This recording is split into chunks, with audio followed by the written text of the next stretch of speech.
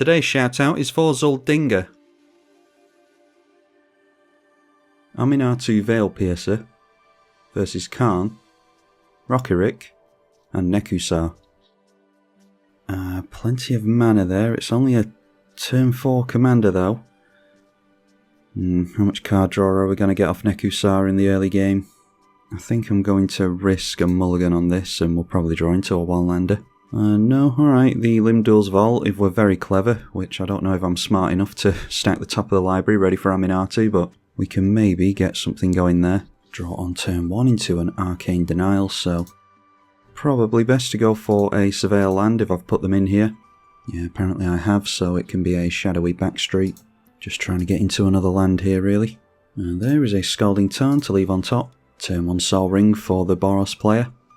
Yet again on this channel, seeing if fast mana being panned is going to alter any of the outcomes of the games.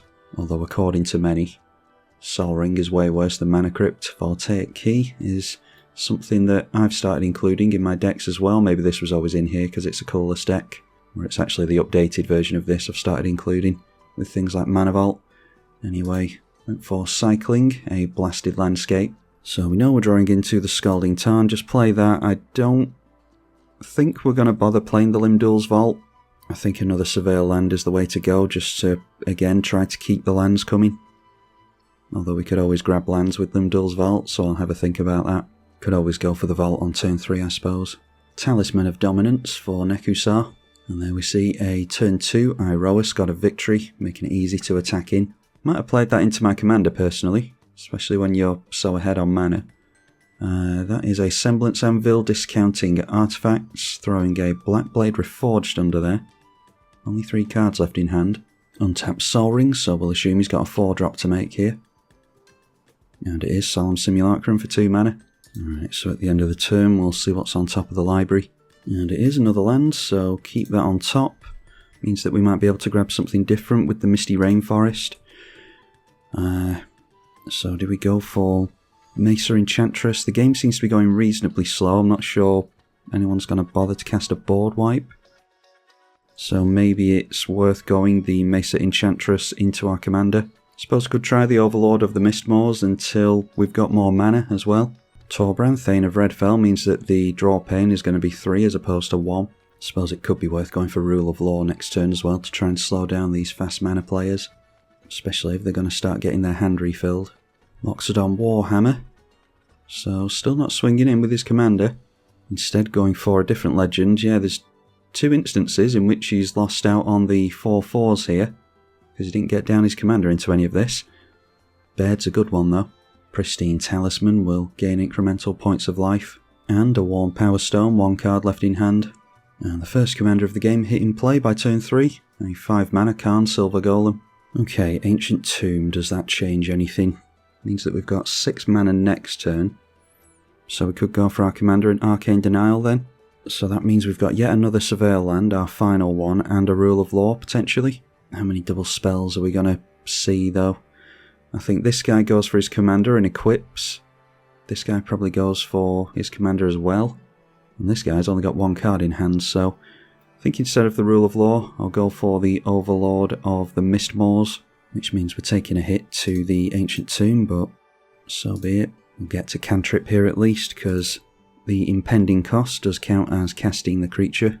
Alright, and a Teferi's Protection, so got multiple means of keeping our board in play, Arcane Denial and the Teferi's Protection.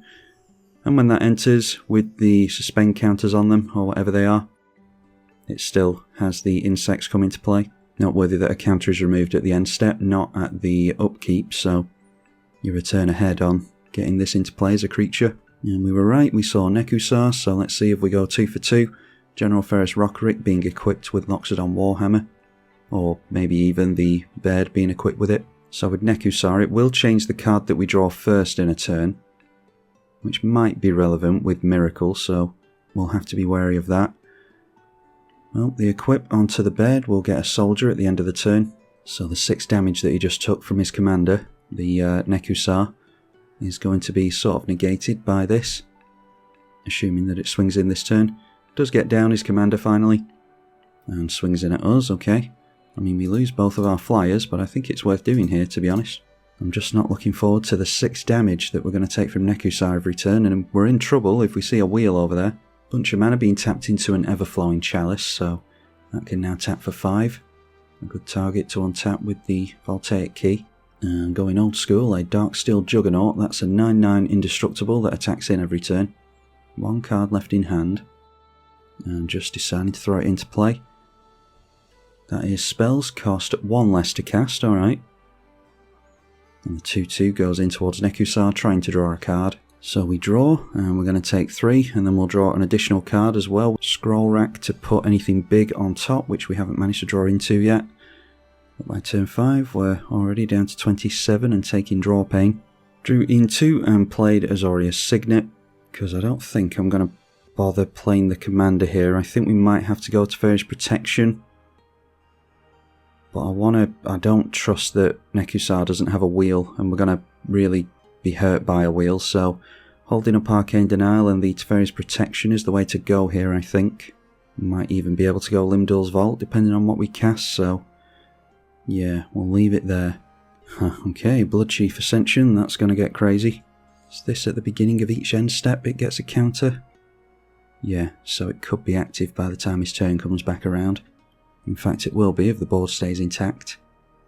And yeah, there's the Wheel of Fortune we were expecting. Now, we're still going to draw a bunch of stuff, so how do we do this? We could set up with Limdol's Vault, I suppose. We definitely want to go for the Teferi's Protection. See if that actually lands first before we decide, because we might have to use the Arcane Denial. Oh, of course, the lands phase out as well.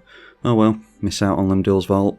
I suppose what I should have done there is crack the Misty for mana, floated blue and black, and then we could have gone for Arcane Denial if we'd needed to, or the Limdol's Vault after we phase out.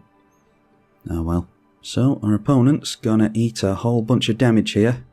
This is 3 damage per cards they draw, so 3 times 7 is 21.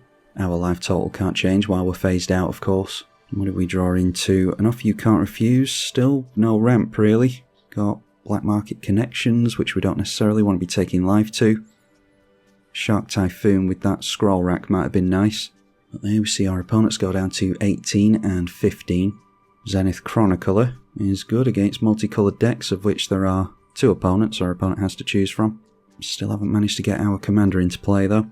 I suppose in hindsight Limdol's Vault wouldn't have been that much use to us anyway, because we were drawing into 7 regardless, so while we could have chosen 5 of the 7 cards we draw, I mean it's really in here for somewhat stacking the top of the library for the miracle cost, of course, but yeah, I'm not too... on Magic Online anyway, it's a fast format as we're seeing here. Fast version of the format, and not sure Aminatou is going to be quite quick enough for it. So there we see the first Boros card being played into the commander. That is create a treasure token, and we drew a card from the Zenith Chronicler, so to get into yet another land. Equipping up Iroas now that it is animated, and swinging everything into the left now he realises what a threat Nekusar is. Deciding to take that player down to 22, goes up to 22 himself. Bloodchief Ascension, still on its way. Could have had an extra 5 points of damage on this player. Liquimetal Torque, 8 cards in hand, but this player's gone down to 6 now. Throws out a Felwar Stone as well, a free Skull Clamp. These spells cost 1 less thanks to the, if it will expand, the Stone Calendar, don't forget. A Junk Diver as well, might be able to just combo off out of nowhere on turn 5. Karn animates the Stone Calendar. This thing is now 14/14 with no means of trample or anything. Animating the Pristine Talisman as well. And the Warm Power Stone. Then the Felwar Stone, which has Summoning Sickness. They've still got Semblance Anvil that they haven't animated yet. Throwing the Skull Clamp onto the Pristine Talisman. So that can die in combat quite easily here, thanks to its now 2 toughness. And turning everything in at the Nekusar player. So I imagine this forces them to block. Alright, and goes down to -10, didn't even bother to make blocks there, so yeah, if he blocked this thing, he might have been able to survive that then, but obviously decided against it. And saw sneak into play there a Diamond Kaleidoscope as well, so you can create a Prism Artifact creature token, or sack it to add a mana of any colour. And there is Fel the Profane. I mean, need a board wipe really. Might just have to give up on the Maester Enchantress to block this. and take a big hit to everything else. And this is where you need to be able to have a discussion at the table. They seem to be quite active in the chat here, so I am actually going to try and come up with a deal. I never do this in... I never do this in Commander on Magic Online because it rarely works, but we just need to try and buy ourselves at least one turn here. So in that case, let's go for Aminatou. See if we can do at least a little bit of something with Aminatou this game. And then it would be an idea to hold up double black for the Fell the Profane just in case.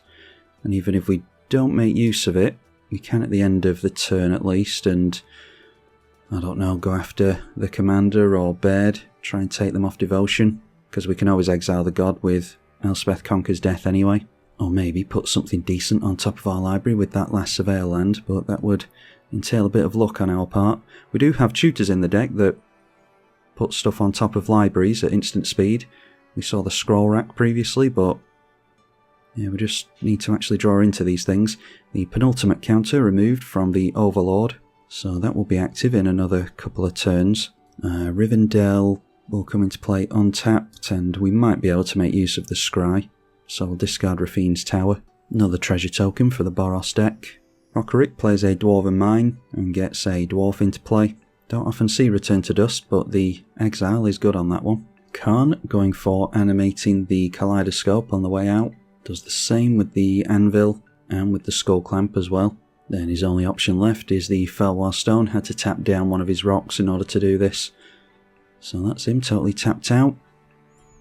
Luckily the Boros player has Menace in play, so can only block 2 creatures. Should be able to go wide on him.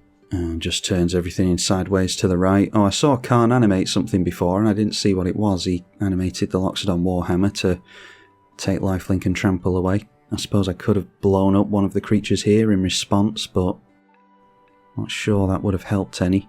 Alright, so after blocks manages to take him down to -7. And after that we see Bassandra Battle Seraph. 4 cards in this player's hand. Players can't cast spells during combat, okay. I mean, we are after a board wipe ultimately, so even if we do go for Fell the Profane, we're not necessarily out of this. Okay, Deafening Silence, I don't particularly want to play around, so we'll go and offer You Can't Refuse on that. So I'll go for the Shuffle with Windswept Heath first, because it's the blue and black Surveil land that we're after here. And on top we see a Mind's Dilation.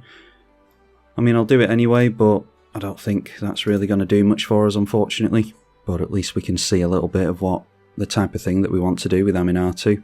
Like I said before, we just want to be getting into tutors and stuff, really. So Surveil Urborg into the graveyard. Keep the Mind's Dilation on top. And then we draw into that, so we will go for the Miracle. So it only costs us 3 mana. And that draws us a card to the Enchantress. And there is a Void Rend, so we've got spot removal. Yeah, we can't afford Fell the Profane and Void Rend, annoyingly. Yeah, we've only got 6 mana this turn. We can take Menace off our opponent's stuff at least, with the Iroas. So I think we just have to do that here. Unfortunately, in most Esper decks, you want to get into the long game, and when you've been playing against fast mana and aggro decks like this with no board wipes, you're going to have a tough time. But you never know, we might be able to draw into a wipe. There's Otawara. Don't think I've left up blue mana now. No. I mean, we couldn't have afforded it anyway. We do get the Overlord into play, though, at the end of this turn, so good job I impended it, really. Target creature attacks this turn if able from the Angel, so we do have to swing in with Aminatou. I think we've done about all we're going to do with that, unfortunately, this game. So Aminatou's dead. Even if we do get rid of the Angel, I think it has to be Iroas. And we're probably dead next turn. But if we'd allowed this to come down next turn, then we couldn't have gone for both the Mind's Dilation and the Elspeth Conquers Death. So we have to swing in with Aminatou and allow them to block with either the Golem or the Angel. It's just a case of, are we able to block next turn or not? Alright, yeah, making the Mesa Enchantress attack in as well. Doing that just in time at the beginning of combat. So next turn we are taking 5, 6, 7, 17, 18, 19, 20. Yeah, I think they've got us just by 1, unfortunately. Yeah, it's a shame that. If we could have got just one more turn, then I'm not sure we could have ultimately done anything, but obviously it's a better chance for a board wipe. Although blocking with this, does that make a difference? Say we block the Golem. Yeah, we might be able to block if we can keep this thing in play, although then there's the Loxodon Warhammer to contend with as well, which you assume goes on the flyer to definitely get the damage through. So there's Hammer of Nizam. Maybe we get a creature here. It's risky to play the Mind's Dilation here because I don't think they needed to do that. Alright, say Sigilled Sword.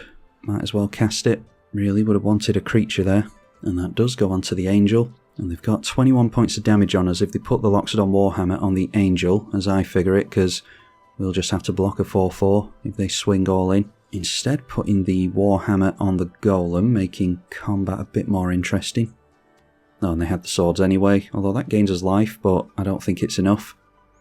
So our opponent had absolutely everything for us there. There's nothing much we could have done, I don't think. The only thing different we could have done is gone for Arcane Denial on that wheel previously. But that would have just saved the Boros player, maybe distracted him against Nekusar. But Nekusar would have been taking us out with other wheels, I imagine. So yeah, let's see if we were anywhere close to a board wipe. Just more spot removal. Yeah, we weren't doing anything there anyway, according to these draws. We've got both Ghostly Prison and Propaganda. I think we've got Sphere of Safety in here as well, but yeah, there's just so much that you want to do in this deck. You have to really make the draws perfectly. And yeah, just didn't have the luck here today. Not a terrible showing considering we were up against the fast mana though, so hopefully you all enjoyed it. If you want to see Aminatou again, then let me know in the comments section as ever. Massive thank you to the patrons for their support and keeping me around here on this channel as well. I'm tribalkai. Thank you for watching.